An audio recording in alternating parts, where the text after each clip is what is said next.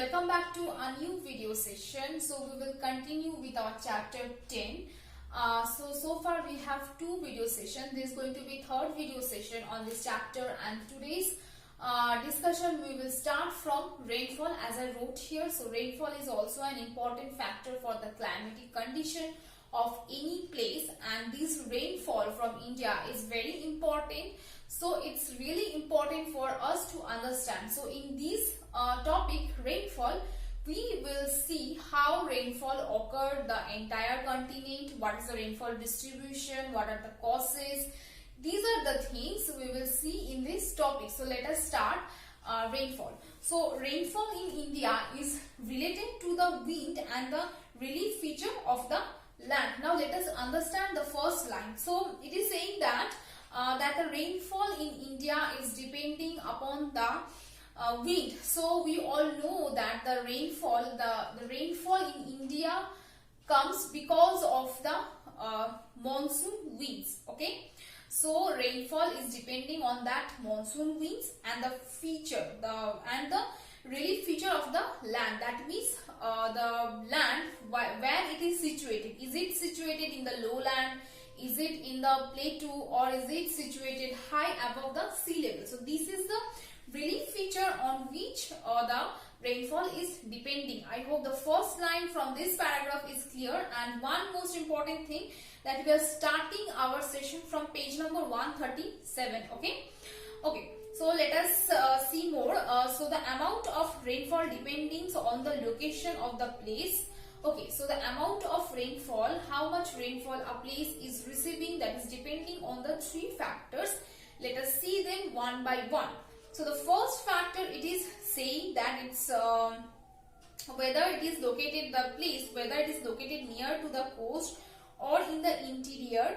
And second one, whether it is in the windward side or the leeward side, and the direction of the mountain ranges is also great significance. So these are the three important points on which rainfall in a place is depending. So let us understand each of these points. So the first point, it is the location of the place. Okay, so in the second video session I elaborate one point. This is just for your recapitulation, that two places. I am taking example of two places. These are the cities like Chennai, and we are taking another cities, that is Delhi.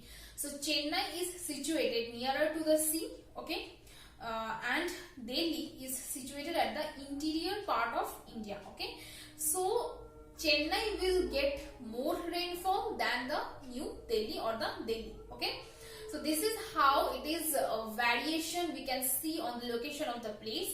Second point is saying that the place is situating whether it is a windward side or whether it is a leeward side. So let us understand what is the windward side. Okay, so in a orographic rainfall, suppose this is a mountain. Okay, this is a mountain range, and this is a land, and here is our, suppose here is our what we say water body. Okay, these are signs of water bodies. Okay, now our air will come from this side and then it will hit to the mountain or the upper land, yes, to the mountain or the highland. Okay, then it will occur rainfall at this side.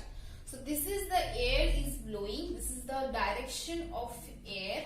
Okay, I'm talking about the orographic kind of rainfall. This is not convectional rainfall. Okay, please note this point. So here, while the rainfall, the moisture laden air is blowing over the land, now it will hit to this side of the mountain, and here it will occur rainfall. Okay, here it will occur rainfall. Now it's shading rainfall. So here at this side we are giving the name, that is the windward side, WW, windward side. Okay, and after all rainfall occurred there will be no moisture in this cloud.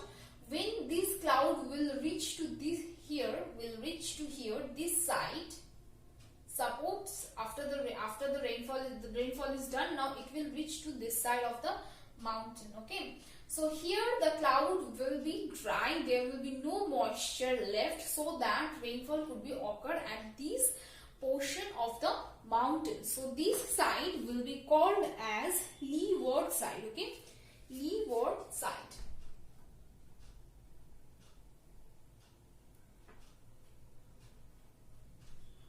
Leeward side. I hope the concept of windward side and the concept of leeward side is clear to you all, okay. Leeward side is the side which is getting rainfall, and the windward side is the side where all rainfall occurred, and the leeward side it is a dry place where the place doesn't get any rainfall because of the dry air, okay. I hope this is clear. So if a place is situated at windward side, that means it will get rainfall. If the place is situated at the leeward, that means it will not get rainfall. I hope the second point is clear. Now the third point is the direction of the mountain ranges is also of great significance. Okay, so in the orographic rainfall, if the mountain is situated intercepting the air, then it will shed rainfall. If the mountain is situated at the direction of the wind, then there will be no rainfall. So these example you will get in the second paragraph, how the rainfall is occurring because of the Western Ghat, how there is no rainfall because of the Aravalli ridge, Aravalli hills in India, okay. How their places, we will see them in the next paragraph with details. I hope these 3 points is clear to us. So let us move toward the third point, that the moisture laden southwest monsoon winds from the Arabian Sea branch cause heavy rainfall to the windward side of the Western Ghat. So we all know where is Western Ghat is situated. So the windward side, that means in this portion the places will get more rainfall. The Deccan Plateau, which lies to the leeward side, receives very little rainfall because the Deccan Plateau is situated at the leeward side. I hope this is clear, okay. The same winds, however, passes uninterrupted across the Gujarat and Rajasthan, as the Aravalli range lies parallel to the path of the winds. Thus Rajasthan is a desert and gets very less rainfall. So as I said that the mountain range, situation of the mountain range is important. How you can see that the position of the Western Ghat is bringing rainfall, and how the Aravalli range is not getting any rainfall because it is situated with the parallel to the wind, the direction of the wind. That is why states like Rajasthan, Gujarat, yes, some states from the north doesn't get any rainfall, okay. Now we will see the Bay of Bengal branch. So we read that the monsoon wind has 2 branches.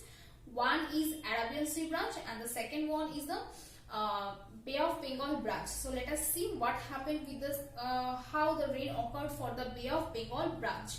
So Bay of Bengal branch of southwest monsoon brings heavy rainfall to the northwest region of India, that are the Garo, Khasi, Jaintia hills. So we read about Garo, Khasi, Jaintia hills. These are part of northeast hills, okay, from the Himalaya.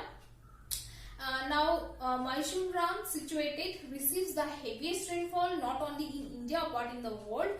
The presence of the Himalaya prevents the rain-based winds from leaving India. Instead, they divert these winds westward through the Ganga plain. The amount of rainfall received steadily decreasing in the northwest direction. Thus, Punjab is the last state receive monsoon rain. So, what it is telling that our mountain Himalaya is situated at a place where it can intercept the monsoon, southwest monsoon winds. That is a branch of Bay of Bengal branch can intercept with the Himalaya mountain, and that is why the northern plain of India is getting rainfall, and while the air is moving toward the northern states of India, towards Pakistan, towards Punjab, towards Rajasthan, it doesn't have any moisture. So that is why it became dry and it doesn't shed much rainfall in these states. Okay, I hope the rainfall from this paragraph is clear to you all. Next, we will understand importance of monsoon. Now we will see importance of monsoon.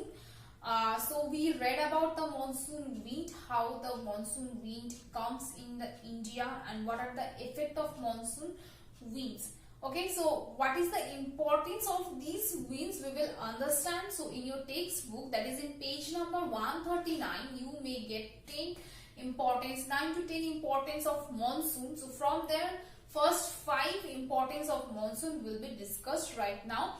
Now the climate of India, that is a tropical monsoon climate. So this is the climate of India. So if the question is asked, what is the climate of India? Then you have to answer the climate of India has tropical monsoon climate, and monsoon wind is essential for Indian climate because it is bringing rainfall for the entire nation. Okay.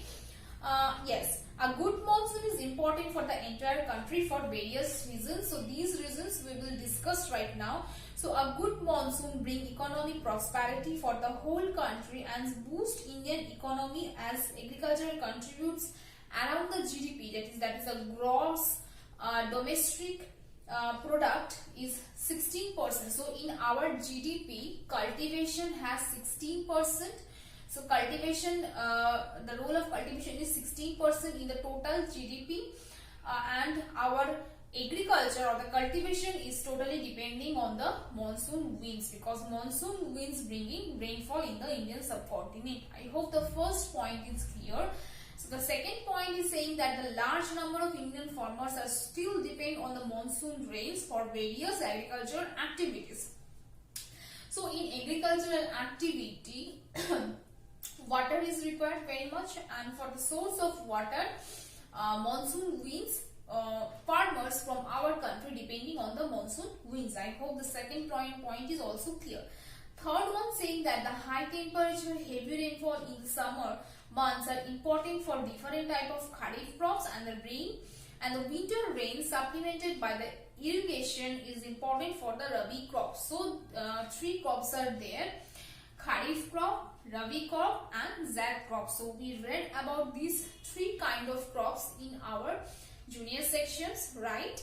And for the cultivation of kharif crop, we are using the rainwater, and in rabi crops that are grown in the winter season, that time the dry season, we all know, we read about the 3 seasons of India. So winter season are dry, winter season is dry season for India.